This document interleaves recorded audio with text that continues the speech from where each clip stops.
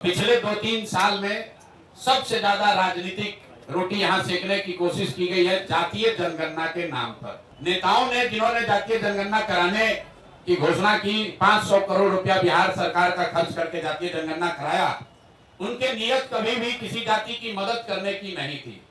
वो इस जातीय उन्माद को फैलाकर फिर से समाज में राजनीतिक रोटी सेकना चाहते थे। ऐसा इसलिए हम कह रहे हैं, जब आपके सामने आंकड़े रख रहा हूं कि जातीय जनगणना में क्या निकल कर आया, और 2 बरस करीब 18 महीने हो गए जातीय जनगणना के। रिपोर्ट 2 अक्टूबर 2023 को प्रकाशित किया गया। 7 नवंबर 2023 को विधानसभा के पटल पर यह रिपोर्ट रखी गई और 22 नवंबर 2023 को नीतीश कुमार ने, तब तेजस्वी यादव के साथ जो सरकार चला रहे थे, मिलकर जातीय जनगणना के आधार पर 5 बड़ी घोषणाएं की। अब उनकी हकीकत आप देख लीजिए। जातीय जनगणना में सरकार ने यह माना कि 34% से ज्यादा लोग बिहार के गरीबी रेखा से नीचे आज भी रह रहे हैं। लेकिन यह महत्वपूर्ण आंकड़ा नहीं है। महत्वपूर्ण आंकड़ा यह है कि 30-35 साल से सामाजिक न्याय की राजनीति करने का दावा करने वाले लोग, इनके शासन के बाद भी जब जातीय जनगणना का रिपोर्ट आया, उसमें बताया गया कि 5% से कम दलित और अति पिछड़ा समाज के 5% से कम लोग ही 12वीं क्लास पास करते हैं बिहार में। जिन लोगों ने रिपोर्ट बनवाया उन्होंने पढ़ा भी नहीं। सिर्फ 5% से भी कम दलित और अति पिछड़ा समाज के लोग 12वीं क्लास पढ़ते हैं। आरक्षण की लड़ाई लड़ने की बात करने वाले लोग 35 साल के बाद 0.93% अति पिछड़ा समाज के लोग आज सरकारी नौकरियों में हैं। 2 बरस पर इस पर कोई चर्चा नहीं हुई। तो जब नीतीश कुमार ने 22 तारीख को इसकी घोषणा की कि इस रिपोर्ट के आलोक में हम लोग क्या क्या करेंगे, तो एक चर्चा उन्होंने की जिसकी आप लोगों ने भी जिसको फॉलोअप किया कि आरक्षण की सीमा को 50 से बढ़ाकर 65 या 75 किया जाएगा। इसका हम लोग रिकमेंडेशन केंद्र सरकार को भेज रहे हैं। तो मैं अब पहला मांग ये कर रहा हूं नीतीश कुमार से कि भैया, केंद्र में भी तुम्हारी सरकार है और राज्य में भी तुम्हारी सरकार है और सामाजिक न्याय के आप पुरोधा भी हैं। तो अब आप बता दीजिए कि जो आपने केंद्र में आरक्षण बढ़ाने का मांग यहाँ लिखित भेजा था, उस पर अभी स्थिति क्या है। सरकार ये बताए समाज को कि आपने आरक्षण बढ़ाने की जो मांग करी थी, उस पर आज स्थिति क्या है, या आप उसको भूल गए, बेवकूफ बना रहे थे सबको। और तेजस्वी यादव भी बताएं कि विपक्ष के नेता होने के नाते उन्होंने इस पर अभी तक क्या किया है। लेकिन दूसरा जो महत्वपूर्ण बात है जिस पर कम चर्चा हुई, उस रिपोर्ट के आधार पर 22 नवंबर 2023 को नीतीश कुमार ने घोषणा की कि 94 लाख परिवारों को, जिसमें हर जाति के गरीब लोग शामिल हैं, 94 लाख परिवारों को रोजगार के सहायता के लिए 2 लाख रुपए प्रति परिवार 5 वर्षों में किस्त के आधार पर दिए जाएंगे। तो भैया 2 बरस का बजट हो गया। हम इंतजार कर रहे थे, क्योंकि अगर पहले कहते तो ये लोग कहता कि अभी 5 बरस में कहें तब न होगा। तो 2 बरस पूरा हो गया। मैं सरकार से ये पूछना चाहता हूं, जन सुराज परिवार ये जानना चाहता है कि 94 लाख लोगों को, जिनको 2-2 लाख रुपया देने का आपने वादा किया था, उसमें कितने लोगों को आपने कितना पैसा दिया। और अगर नहीं दिया तो मान लीजिए कि जैसे आपके मोदी जी, आपके जिनके आप लाडले मुख्यमंत्री हैं, मोदी जी ने जैसे 15 लाख रुपया सबको देंगे का जुमला फेंका था, आप भी ये मानिए कि आपने भी ये बिहार के लोगों को जुमला दिया था कि 94 लाख परिवारों को, और इसमें सिर्फ किसी जाति विशेष के लोग नहीं हैं, विधानसभा के पटल पर। और आपको मैं कह रहा हूं, 22 नवंबर का नीतीश कुमार का ट्वीट देख लीजिए। उनके ऑफिशियल हैंडल से ये ट्वीट किया गया है कि 94 लाख गरीब परिवारों को 2 लाख रुपया की राशि दी जाएगी। अभी तक एक परिवार को 1 रुपया भी नहीं दिया गया है। तीसरी जो बड़ी घोषणा उन्होंने की थी कि 39 लाख परिवारों को जो होमलेस है, लैंडलेस हैं, उनको 1,20,000 रुपया घर बनाने के लिए दिया जाएगा।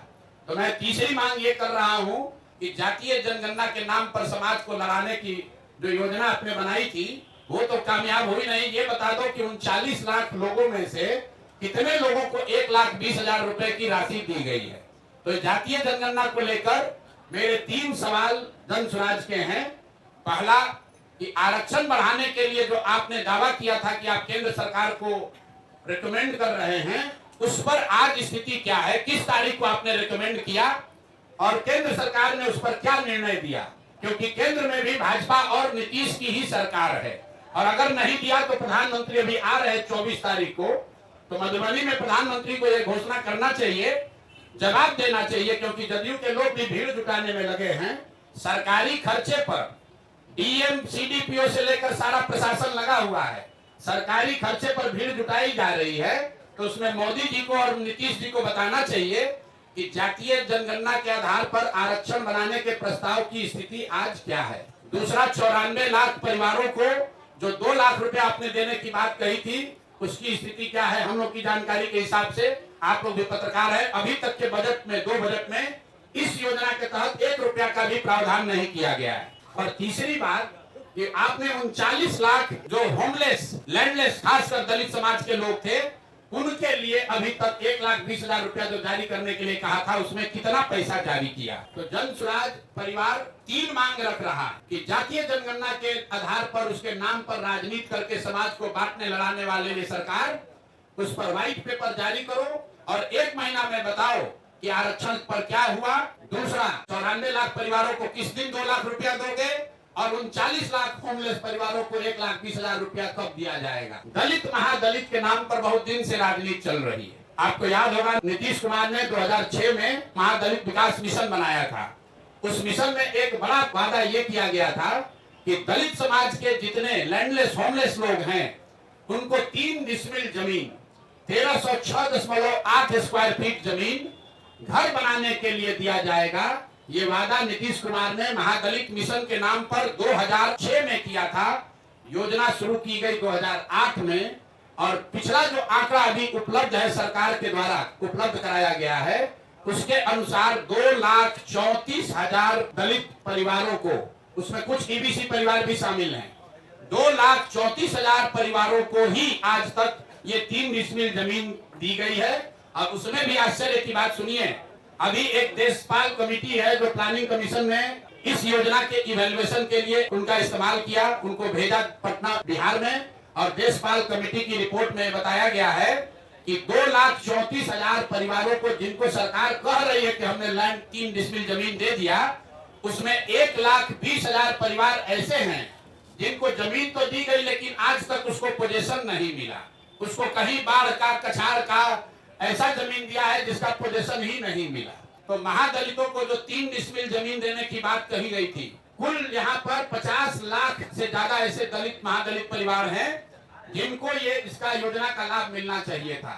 सरकार के हिसाब से सिर्फ 2,34,000 परिवारों को ये लाभ मिला, और केंद्र सरकार की प्लानिंग कमीशन की कमेटी बता रही है कि उस 2,34,000 में से भी 1,20,000 ऐसे परिवार है जो कह रहे हैं कि जमीन कागजे पर मिला, जमीन आज तक हमको मिला नहीं है। और इसमें यह भी बता दूं कि अभी सरकार के आंकड़ों के हिसाब से करीब 25 लाख एकड़ जमीन, जिसमें सीलिंग के नाम पर जब्त की हुई करीब 11.5 लाख एकड़ जमीन, और विनोबा आंदोलन, भूदान आंदोलन में मिली हुई 7 लाख एकड़ जमीन, जिसका कोई हिसाब नहीं है कि ये जमीन किसके पास है, किसको दिया गया है। 25 लाख एकड़ जमीन जो सरकारी रिकॉर्ड के हिसाब से उपलब्ध है गरीबों को बांटे जाने के लिए, किसी से लेना छीनना नहीं है। तो दूसरी मांग यह है कि दलित महादलित के वोट से कुर्सी पर बैठे नीतीश कुमार और भाजपाई बताए कि दलित महादलितों को कब ये घर का जमीन उनको 3 डिसमिल मिलेगा। जिनका वोट लेकर नीतीश कुमार इतने दिन से बैठे हुए हैं, अब वो दलित महादलित परिवार चला जाने के लिए तैयार नहीं है। अगर 1,20,000 से कम परिवारों को ही 3 डिसमिल जमीन मिली है, तो 48 लाख से ज्यादा परिवारों को 3 डिसमिल जमीन कब मिलेगी।